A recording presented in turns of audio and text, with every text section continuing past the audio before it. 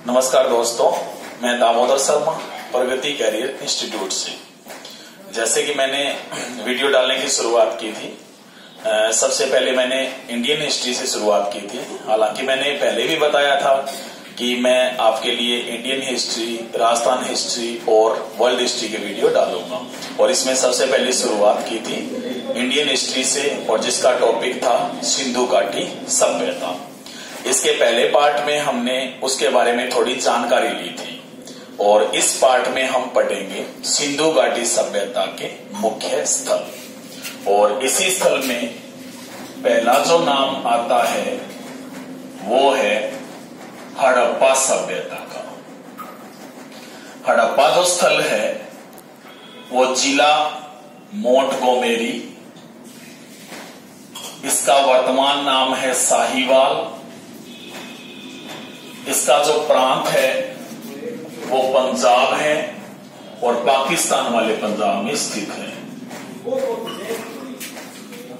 हड़प्पा सभ्यता का जो विस्तार है वो रावी नदी के किनारे हुआ था। यानी रावी नदी के किनारे यह सभ्यता विकसित हुई थी। इस सभ्यता की जो खोज है वो पहले ही मैंने बताया था, दयाराम साहनी के द्वारा की गई थी, और ये की थी 1921 ईस्वी में। जबकि इसका जो उत्खनन था, पहला उत्खनन, वो किया गया था माधव स्वरूप वत्स के द्वारा 1926 ईस्वी में। जबकि इसका दूसरा जो उत्खनन था वो किया गया था मार्टिमर व्हीलर के द्वारा, और ये किया गया 1946 ईस्वी में। ये जो हड़प्पा स्थल था, यहां पर 2 टीलों की खुदाई की गई थी। एक तो टीला था पश्चिमी बाग की तरफ, पश्चिमी टीला, और एक पूर्वी बाग की तरफ था, पूर्वी टीला। पश्चिमी टीले के नीचे जो भाग था ना, उसे कहा गया था दुर्ग बाग, जबकि पूर्वी टीले के नीचे जो भाग था उसे कहा गया था नगर बाग। जो पश्चिमी टीला था उसके नीचे, पश्चिमी टीले के नीचे जो मकान थे वो द्रुगनुमा बने हुए थे, जबकि पूर्वी टीले के नीचे ये जो मकान थे ये अद्रुगनुमा थे। जो पश्चिमी टीला है इसके नीचे रहता था अधिकारी वर्ग, और यहां पर बने हुए थे सभा भवन। जबकि पूर्वी टीले के नीचे बने हुए जो मकान थे उनमें कर्मचारी और श्रमिक वर्ग रहता था। याद रखना है कि ये एकमात्र स्थल था जहां पे जो कर्मचारी वर्ग था उसके लिए आवास बने थे, जबकि श्रमिकों के लिए यहां पर बैरक बनाए गए थे। बैरक का मतलब छोटे मकान बनाए गए थे। उसके बाद में यहां पर याद रखना है आपको कि ये जो हड़प्पा स्थल था, यहां पर जो मकान थे वो पक्की ईंटों के बने हुए थे। हड़प्पा स्थल में जो मकान है वो ग्रिड पद्धति पर आधारित थे। ग्रिड का मतलब होता है कि एक दूसरे के समानांतर होते थे, यानी कि ये जो मकान थे वो किसी प्रकार से टेढ़ी मेढ़ी दिशा में नहीं बनाए गए थे। इनके जो दरवाजे थे ये पीछे की ओर खुलते थे। इसका मुख्य कारण ये बताया गया है कि जो मेन रोड थी ना, यहाँ पे दरवाजा नहीं खुलता था, क्योंकि यहाँ पर ज्यादा धूल वगैरह उड़ती रही होगी, और इसी कारण इन्होंने फैसला किया कि वो दरवाजे पीछे की ओर रखेंगे। यानी दरवाजा पीछे की ओर रखने का मुख्य कारण था सफाई व्यवस्था। यानी सफाई व्यवस्था के कारण ये दरवाजे पीछे की ओर रखते थे। इसके बाद में यहां पर जो पूरा का पूरा जो नगर है ना, वो एक प्राचीर से घिरा होता था। प्राचीर का मतलब सुरक्षा दीवार होती थी। सुरक्षा दीवार की बात की जाए तो युद्ध तो यहाँ के लोग नहीं लड़ते थे, लेकिन कहते हैं कि लुटेरों से सुरक्षा के लिए यहाँ पर प्राचीर का निर्माण किया गया था। इसके बाद में ये जो हड़प्पा स्थल है, यहाँ पर जल निकासी प्रणाली भी थी। यानी जल निकासी प्रणाली का मतलब यहाँ पे नालियां बनी हुई थी। ये जो नालियां थी ना, ये घरों में ढकी रहती थी और बाहर आकर खुल जाती थी, और सारी की सारी नालियां एक बड़े नाले में जाकर गिर जाती थी।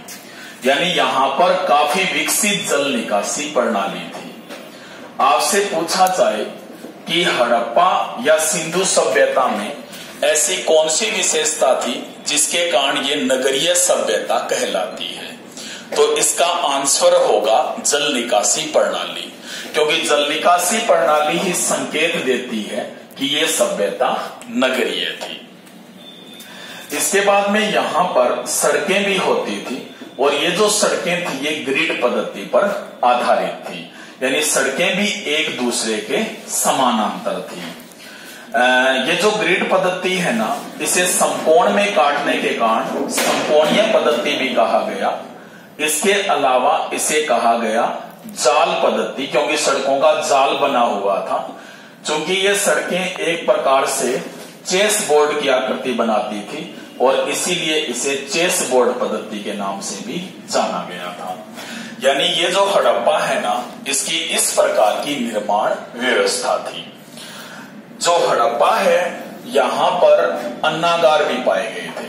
अन्नागार का मतलब कि अनाज रखने के लिए जो मकान या जो निर्माण किए जाते थे उन्हें अन्नागार कहा जाता था।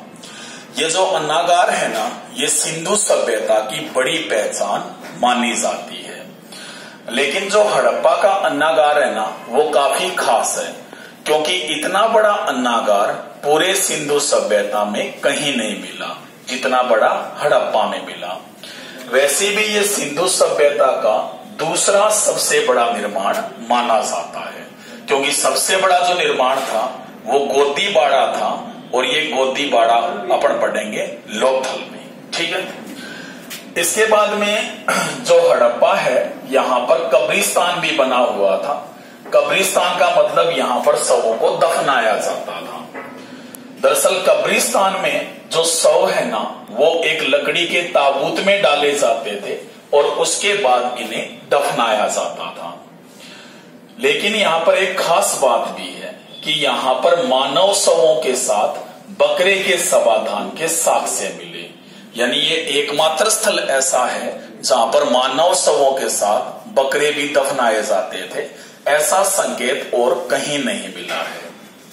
ये जो यहाँ का कब्रिस्तान है, इसे मार्टिमर व्हीलर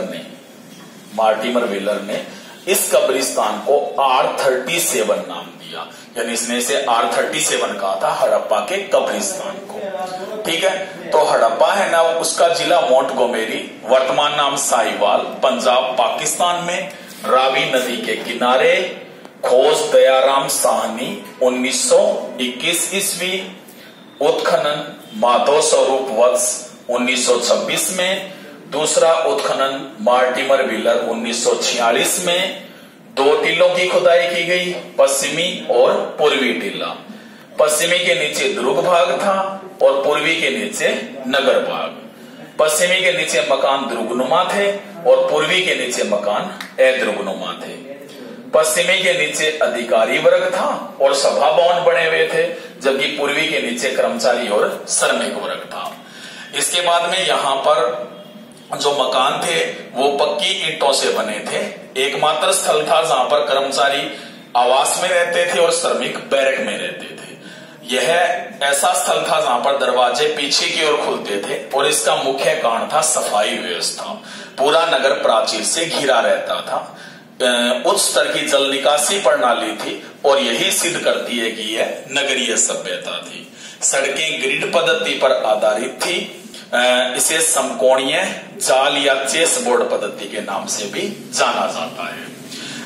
यहाँ पर अन्नागार मिला, जो सिंधु सभ्यता का दूसरा सबसे बड़ा निर्माण है, जबकि सिंधु सभ्यता का यह सबसे बड़ा अन्नागार है।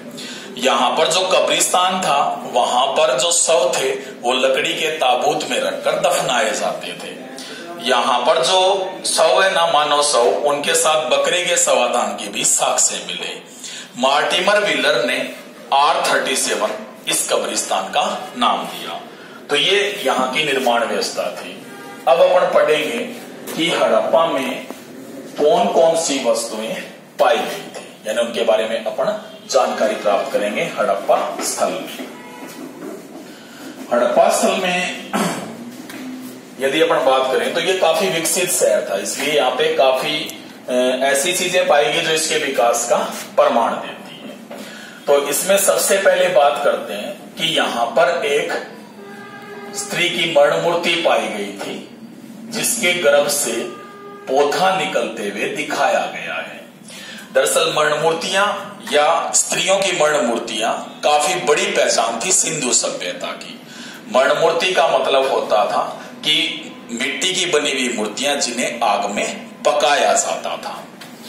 इसके बाद में यहां पर एक मुहर मिली थी और इस मुहर पर एक गरुड़ का चित्र बना हुआ है, जिसके पैरों में सर्प दबा हुआ है। वैसे ये जो मोहरें थी सिंधु सभ्यता में अधिकतर सेलखेड़ी धातु की पाई गई थी। दरअसल ये जो मोहरें होती थी ना, इन पर ही सेंधो लिपि लिखी जाती थी, इसीलिए इन जिन पर लिखी जाती थी उन्हें अभिलेख युक्त मोहरें कहते हैं। वैसे आपसे पूछा जाए कि सिंधु सभ्यता में सर्वाधिक अभिलेख युक्त मोहरें कहां मिली, तो वो मोहरें हड़प्पा में मिली। वैसे सर्वाधिक मोहरें मोहनजोदड़ो में मिली थी। वैसे भी पिछली बार जो रीट हुई थी उसमें यह भी पूछा गया था कि जो सेंधो लिपि थी वो किस पर लिखी जाती थी, तो उसका आंसर था मोहरों पर लिखी जाती थी, यानी इसीलिए सर्वाधिक अभिलेख युक्त मोहरें हड़प्पा में। इसके अलावा अन्य मूर्तियां भी यहां पर पाई गई।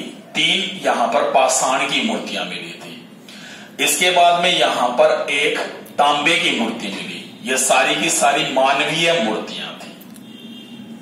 इसके बाद में यहां पर एक नरकबंध प्रस्तर मिला, जिसका अर्थ होता है कि एक ऐसी मूर्ति जिसके केवल सर था, नीचे वाला भाग नहीं था। इसके बाद में यहां पर एक तांबे के बर्तन पर एक मछुआरे का चित्र भी पाया गया था। इसके बाद में यहां पर एक बैल की आकृति थी जो शंख से बनी हुई थी, यानी शंख है उससे बैल की आकृति बनाई गई थी। इसके अलावा यहां पर यदि अपन फसलों की बात करें तो यहां पर गेहूं और जौ की फसलें थी। ऐसा माना जाता है कि नवंबर माह में बाढ़ का पानी उतरने के बाद ये फसलें बोई जाती थी और इन्हें अप्रैल माह में काट लिया जाता था। इसके बाद में यहां पर अन्य विशेषताओं में यहां पर कुछ चिन्ह भी मिले थे। दरअसल एक यहां पर स्वास्तिक का चिन्ह भी मिला, एक चिन्ह सूर्य चक्र का मिला था, यानी सूर्य चक्र भी मिला। इसके अलावा एक हरियोपिया का भी चिन्ह मिला था, जो ऋग्वेद की पहचान है। ऋग्वेद में यह चिन्ह पाया गया था हरियोपिया, उसका संकेत भी कहां पे मिला? हड़प्पा में। इसके बाद जो हड़प्पा सभ्यता है, यहां पर प्रसाधन मंजूषा भी पाई गई, यानी एक श्रृंगार पेटिका मिली थी हड़प्पा में। इसके बाद में यहां पर एक हाथी दांत से बना हुआ कंगा भी पाया गया था। हाथी दांत से बना हुआ कंगा भी हड़प्पा में मिला। एक यहां पर कांस्य दर्पण मिला था। तो ये इस बात को दर्शाता है कि यहां के लोग भी श्रृंगार करते थे। हड़प्पा सभ्यता का अंत किसी प्राकृतिक आपदा से माना जाता है। हालांकि वैसे प्राकृतिक आपदाओं में अलग अलग जो रीजन है वो अपन लास्ट में बताएंगे, सिंधु सभ्यता के पतन के बारे में। ये जो हड़प्पा है ना, ये काफी बड़ा स्थल था और इसके जितना बड़ा ही लगभग था मोहनजोदड़ो, और इसीलिए हड़प्पा और मोहनजोदड़ो को सिंधु सभ्यता की जुड़वा राजधानियां बताया गया है। और ये राजधानियां बताया गया था स्टुअर्ट पिगट के द्वारा। स्टुअर्ट पिगट ने इसे जुड़वा राजधानियां बताया था।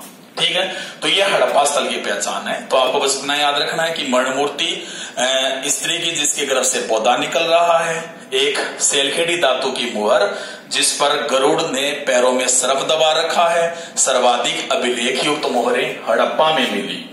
3 पाषाण की मानवीय मूर्तियां, एक तांबे की मानवीय मूर्ति, एक नरकबंध प्रस्तर, तांबे के बर्तन पर बना हुआ मछुआरे का चित्र, शंख से बनी हुई बैल की आकृति, गेहूं और जौ की फसलों के संकेत।